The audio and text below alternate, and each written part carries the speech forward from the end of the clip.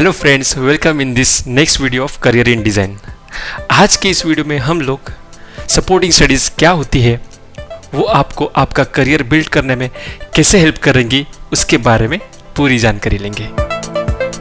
अगर आपको ऐसे ही डिज़ाइन इंडस्ट्री रिलेटेड और भी इंफॉर्मेशन चाहिए तो प्लीज़ मेरे चैनल को लाइक एंड सब्सक्राइब ज़रूर करें और वो बेल आइकॉन दबाना ना भूलें, ताकि जब भी मैं नया वीडियो इस चैनल पे अपलोड करूं आपको उसका नोटिफिकेशन मिलता रहे।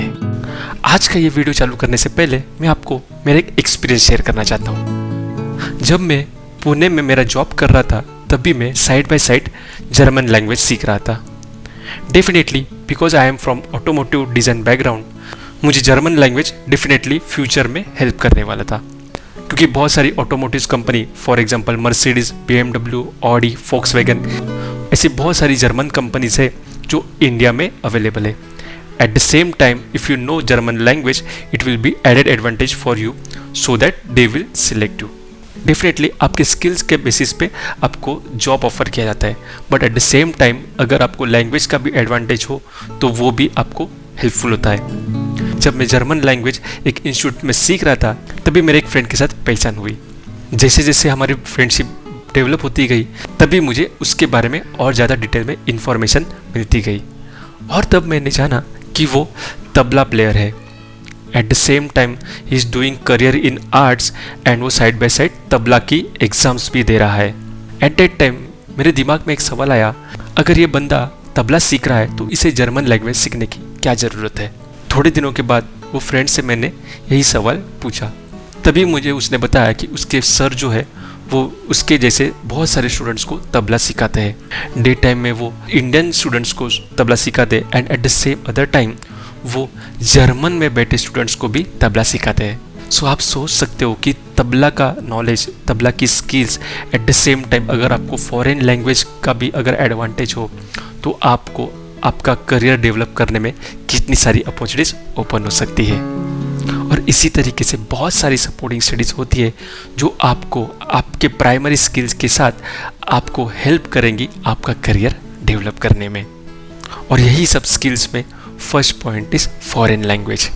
मैं आपको सजेस्ट करूंगा, अगर आपके स्कूल्स में फॉरेन लैंग्वेज अवेलेबल है so please take one language to just for learning. Foreign language सीखने से आपका कॉन्फिडेंस भी बूस्ट होगा। जब मैं फॉरेन लैंग्वेज बोल रहा हूँ तो इसका मतलब ये नहीं है कि only outside of the India foreign language आप सीखें। आप इंडिया में भी बहुत सारी लैंग्वेजेस है, उसको भी आप सीख सकते हो। फॉर एग्जाम्पल तमिल, मलयालम, कन्नड़, मराठी, हिंदी, गुजराती, ऐसे बहुत सारी इंडियन लैंग्वेजेस भी है, वो आप सीखने का ज़रूर प्रयास कीजिए।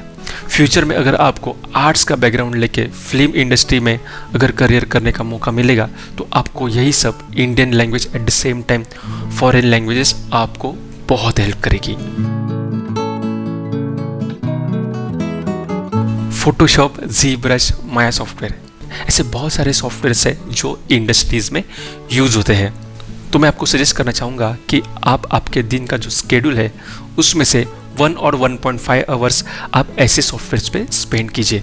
ये सब सॉफ्टवेयर्स लर्न करने की ज़रूर कोशिश कीजिए, क्योंकि ये सब सॉफ्टवेयर्स आपको डेफिनेटली फ्यूचर में हेल्प करने वाले हैं, क्योंकि यही सॉफ्टवेयर्स इंडस्ट्रीज़ में भी यूज़ होते हैं।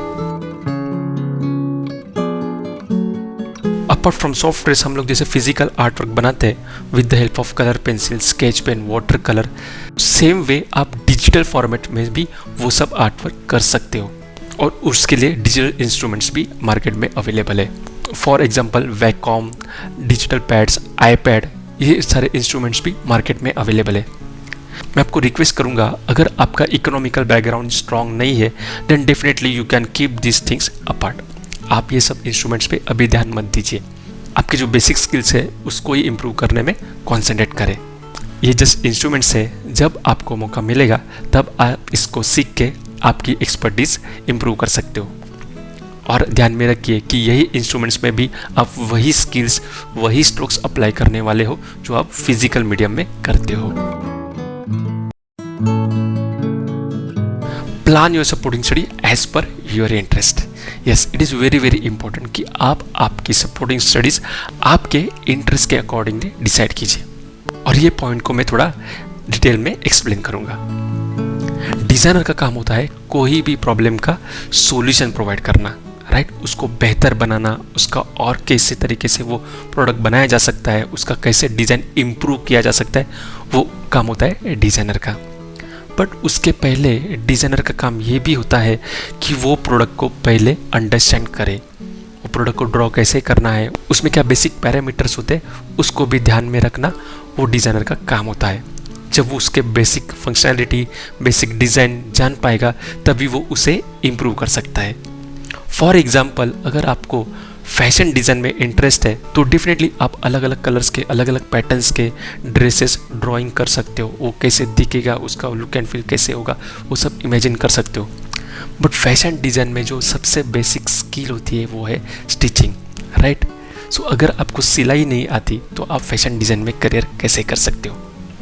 सो सेम वे, अगर आपको फैशन डिज़ाइन में करियर करना है तो इसके पहले आपको फैशन डिज़ाइनिंग की जो बेसिक्स स्किल्स है, फॉर एग्जांपल सीविंग मशीन को कैसे हैंडल करना है, बॉडी का मेजरमेंट कैसे लेना है, वो सारी बेसिक स्किल्स अंडरस्टैंड होना बहुत इंपॉर्टेंट है। और आप जब ये सब बेसिक स्किल्स एडॉप्ट कर लोगे तभी उसको आप एनहांस कर सकते हो। सो सेम वे से आपको भी आपके इंडस्ट्रीज़ में जो जो स्किल्स लगने वाली है उस पर आप ज़रूर फोकस कीजिए और अकॉर्डिंगली वो डायरेक्शन में सपोर्टिंग स्टडीज़ चालू कीजिए। अगर आपको याद हो तो स्किल्स एनहांसमेंट्स थ्रू एक्सपीरियंस के वीडियो में हम लोग ने विजिट पंडाल ये एक ऑप्शन देखा था। तो जब भी आप वो पंडाल्स में विजिट करोगे तब बहुत सारी सपोर्टिंग स्टडीज़ जो होंगी उसके बारे में आपको बहुत इन्फॉर्मेशन मिलेगी। तो सेम वे से आपको जिधर इंटरेस्ट है वो सब इंडस्ट्रीज़ में विजिट करने का ज़रूर प्रयास कीजिए। डेफिनेटली आपको बड़े कंपनीज़ में आपको एंट्री नहीं दी जाएगी, बट सेम टाइम पे वही स्किल्स और किस जगह पे यूज़ होती है उसको ध्यान में रखें। स्किल्स एनहांसमेंट्स थ्रू एक्सपीरियंस के वीडियो में हम लोग ने यही जाना था। अगर आपको करियर इन आर्ट डायरेक्शन करना है, जैसे फिल्म इंडस्ट्री में आर्ट डायरेक्शन एक अलग से डिपार्टमेंट होता है जो फिल्म्स के पूरे सेट्स डिज़ाइन करता है, उसमें अगर करियर करना है तो इसका मतलब ये नहीं कि आप वो फिल्म शूटिंग जिधर हो रही है उधर जाने की ज़रूरत है। आप वो पंडाल्स में, गणपति पंडाल्स, दुर्गा पूजा पंडाल्स में भी विजिट करके वही सब इंफॉर्मेशन गैदर कर सकते हो। वो सब आर्टिस्ट के साथ बात करके वो पंडाल्स कैसे बनाए गए, कैसे खड़े किए गए, क्या स्ट्रक्चर यूज़ किया है, क्या क्या मटेरियल यूज़ किया गया है, कैसे चैलेंजेस उन्होंने फेस किए, वो सारी इन्फॉर्मेशन गैदर कर सकते हो। आप जब फिल्म इंडस्ट्रीज़ में काम करोगे, नहीं तो एग्जीबिशन इंडस्ट्री में काम करोगे तो वही सब स्किल्स आपको हेल्प करने वाली है। सो आई होप अभी आपको सपोर्टिंग स्टडीज़ क्या है उसकी आइडिया आई रहेगी और उसको कैसे डेवलप करना है वो भी आपको समझा रहेगा। अगर आपको सपोर्टिंग स्टडीज़ के बारे में अभी भी कुछ डाउट्स है तो प्लीज़ आप कमेंट बॉक्स में ज़रूर मेंशन कीजिए and I will definitely try to answer your questions. अभी हम नेक्स्ट वीडियो में मिलेंगे, तब तक के लिए बाय बाय।